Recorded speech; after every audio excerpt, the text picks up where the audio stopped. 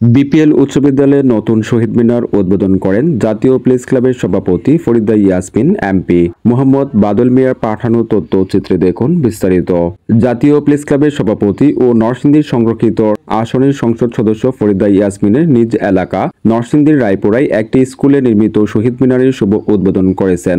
শনিবার দুপুরে উপজেলার বড়চড় এলাকায় বিপিএল উচ্চ বিদ্যালয় প্রাঙ্গণে নরসিংদী জেলা পরিষদের সহযোগিতায় নির্মিত শহীদ মিনারটি উদ্বোধন শেষে বাহাদুরপুরে একটি কবরস্থানের প্রাচীর নির্মাণ কাজের উদ্বোধন অনুষ্ঠানে যোগ দেন তিনি।